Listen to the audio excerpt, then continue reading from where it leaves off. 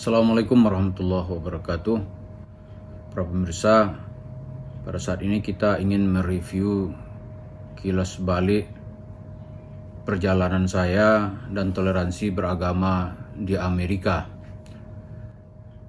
Pada tahun 2004, pemerintah Amerika invited me and Imam Suja to visiting United States of America under program Freedom and Religious Tolerance in United States of America. Jadi saya dan Imam Suja, anggota DPR dari PAN saat itu, diundang oleh pemerintah Amerika untuk melihat bagaimana kebebasan dan toleransi beragama di Amerika dan bagaimana aplikasinya untuk kehidupan masyarakat. Di sana kami diundang, diajak jalan-jalan ke beberapa negara bagian Amerika yang menghabiskan waktu 1 bulan penuh dengan bentuk acara berdiskusi, bertukar pikiran, berkunjung ke tokoh-tokoh penting Amerika.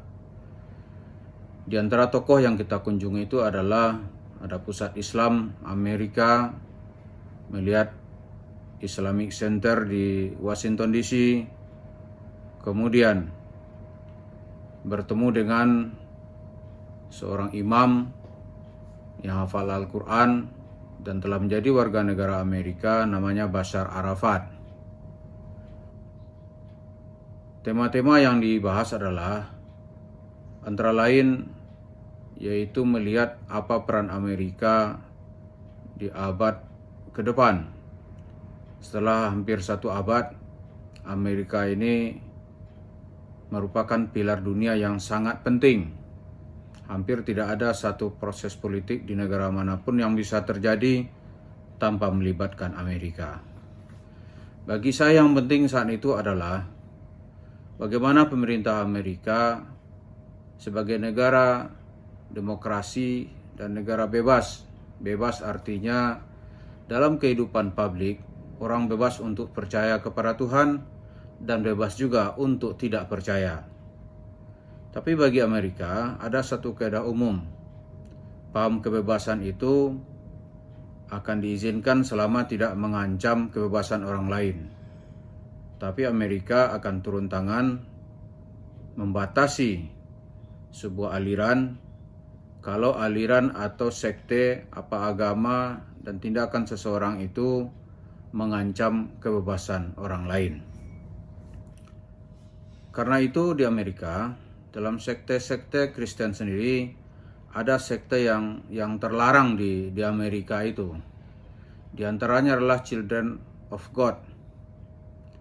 Children of God ini, itu dia melegalkan tindakan pedofil, pemerkosaan terhadap anak-anak di bawah umur.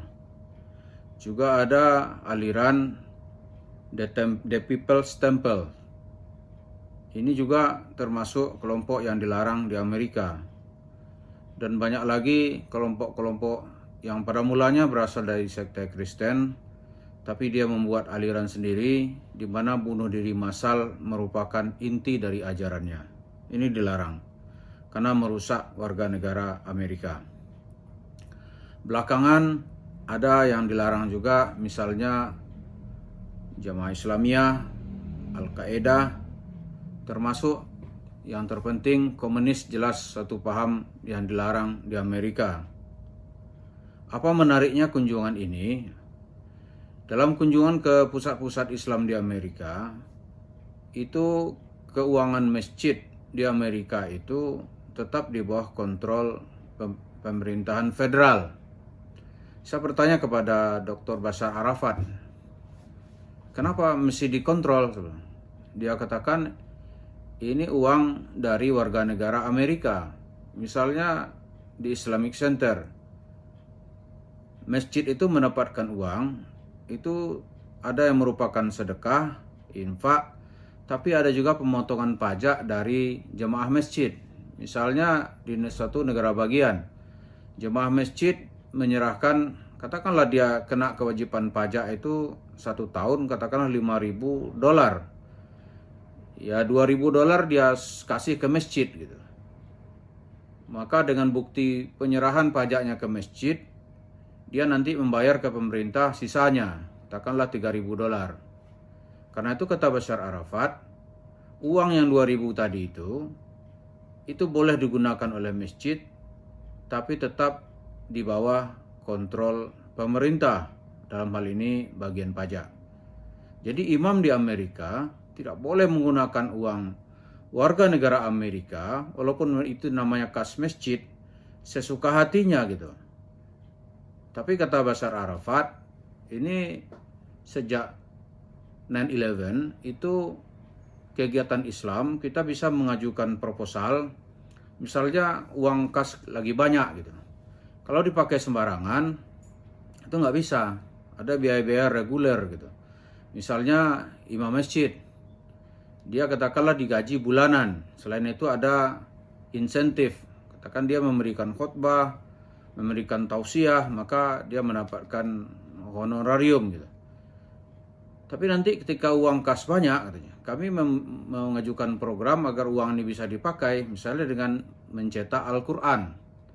Nah, selama Al-Quran yang kita cetak itu diakui oleh Rabitah Alam Islami, maka pemerintah Amerika akan mengendorse, mengapprove kita boleh untuk melakukan percetakannya dengan memakai uang kas masjid.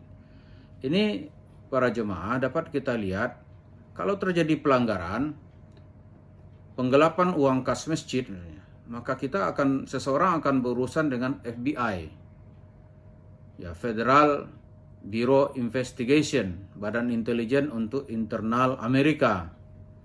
Ada nanti kalau urusan di luar negara dia memakai namanya CIA.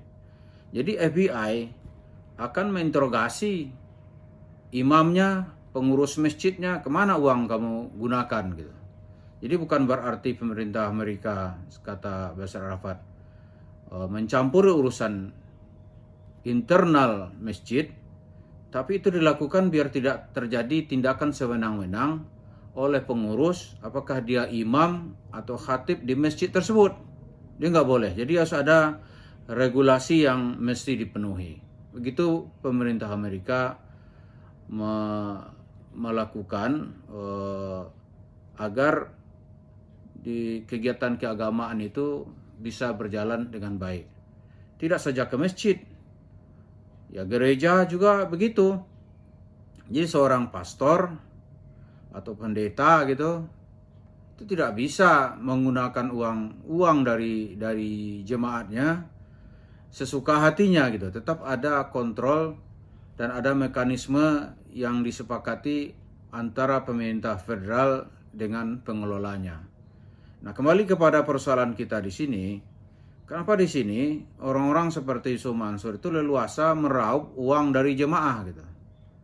Dia gunakan dalil sedekah, tapi kemudian dia bangun perusahaan.